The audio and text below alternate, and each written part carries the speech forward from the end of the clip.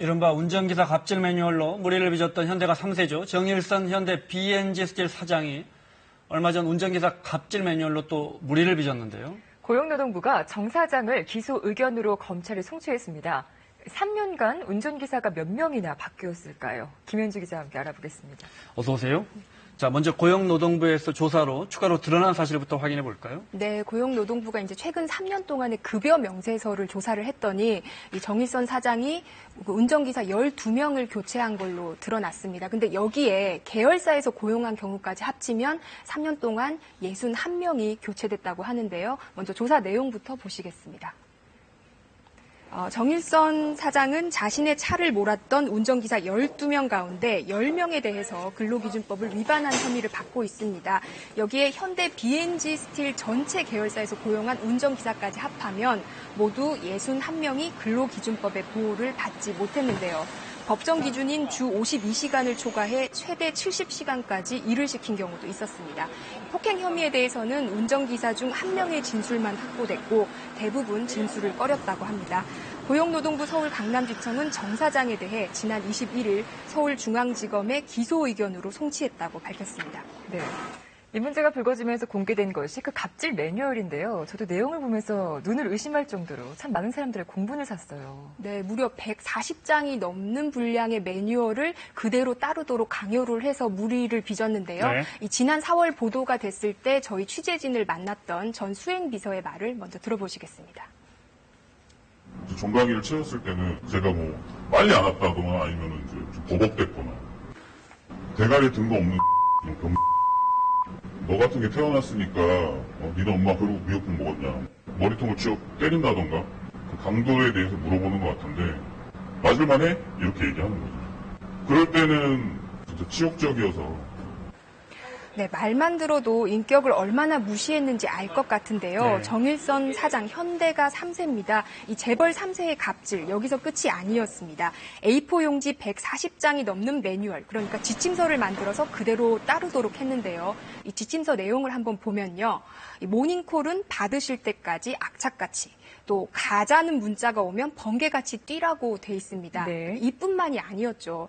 특히 빨리 가자는 말씀이 있는 경우 신호, 차선 등 교통법규를 무시할 수 있다. 뭐 이런 내용까지 담겨 있습니다. 교통법규를 어기라. 다른 사람 안전에 큰 위협이 되는 행위 아닙니까? 네, 그래서 실제로 불법 유턴 등으로 한 달에 과태료만 500만 원 이상 나왔다. 뭐 이런 수행기사의 증언도 있었습니다.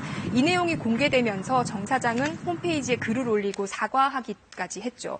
하지만 고용노동부는 이 갑질 매뉴얼에 대해서는 회사의 정식 규정으로 보기 어렵다며 처벌할 수 없다고 설명했습니다.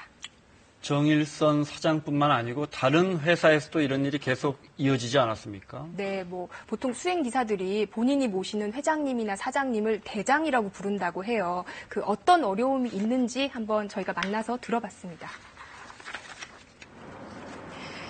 네, 이들이 모시는 대장에는 주로 3가지 유형이 있다는데요. 첫 번째는 이른바 리모컨형입니다. 운전을 할 때 뒤에서 꼬치꼬치 주문을 한다는데요. 어디를 끼고 돌아라 이래야 되는데 여기서 이쪽 저쪽 이래버리면 이제 우리는 이제 그게 어느 쪽인지를 모르잖아요. 네, 두 번째는 수시로 온갖 내용을 물어보는 녹음기형인데요. 항상 긴장을 놓치지 말아야 된다고 합니다. 내용을 다 해야 돼요. 나중에 회의가 끝나고 나면 야 누구 부장이 뭐라고 했냐? 그럼 내가 네, 아무래도 가장 심각한 건 욕설과 폭행이겠죠. 욕은 기본이죠.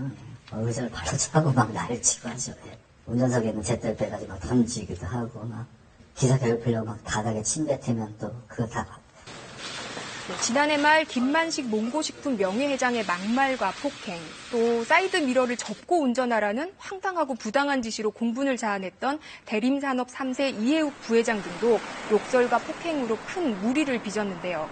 돈이면 다 된다는 생각에 저지르는 이런 갑질 행태들은 불매운동 등 고스란히 기업의 피해로 이어지기도 했습니다.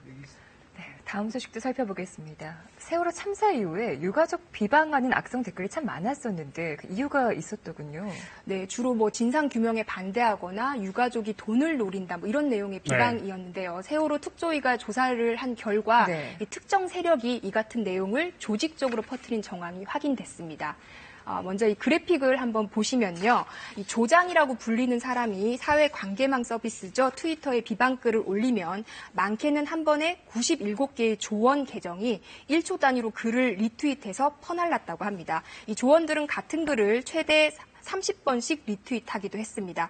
여기에는 여러 계정으로 동시에 글을 쓸 수 있는 트윗덱이라는 프로그램이 쓰였습니다. 그러니까 자동으로 글이 리트윗되는 거죠? 네, 그렇습니다. 내용을 보면요. 주로 세월호 특별법 개정에 반대하거나 유가족 10억 보상, 또 단원고 학생 대학 특례 입학 논란 등 대부분 유가족을 비방하고 참사의 본질을 호도하는 내용이 조직적으로 퍼져나갔다고 합니다.